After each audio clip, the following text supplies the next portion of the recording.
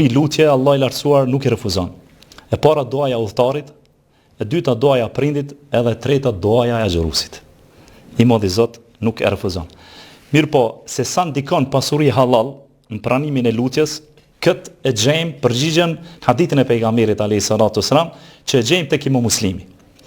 Ebu Hurajra radiallahu anhu e transmeton hadithin se pejgamberi alayhi salatu wasalam një ditë për ditëve ju tha sahabe: o ju njerëz, Allah është i mirë dhe e pranon vetëm të mirë.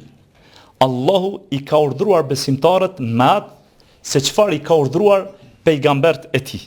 O të dërguar, hani nga të mirat dhe punoni vepra të mira. Pastaj thot, unë me të vërtet e di mirë çka punoni ju. Suratul Mu'minin. Po ashtu ka thoni dërguari i Allahut tek sura Bekara ajeti 172, o besimtar, hani nga ushqimet e këndshme që ua kemi dhuruar.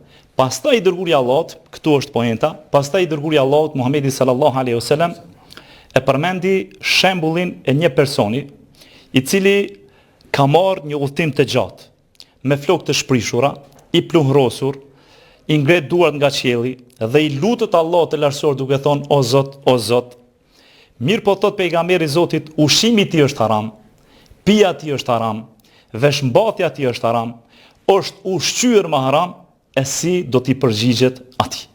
Prandaj, efendi, fitimi i pasurisë halal është ibadet, ndërsa fitimi i pasurisë haram është pengesë në pranimin e lutjes. Është pengesë në pranimin e lutjes. Pasuria, efendi, siç e dim, nuk vlerësohet për shkak të sasisë, por se pasuria vlerësohet për shkak të pastërtisë së saj. Ushqimi halal konsiderohet kusht themelor i pranimit të duas, pranimit të lutjes.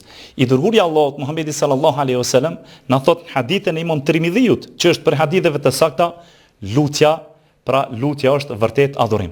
Ndërsa në hadithin e Imam Ahmedit, pejgamberi alayhi salatu wasallam na thot se cili musliman që e bën një lutje dhe ajo lutja nuk përmban mëkat dhe as prishje të raporteve mes njëri tjetrit, pra mes të afërme, Allahu këtij robi do t'ja jap njërin prej këtyre 3 gjërave.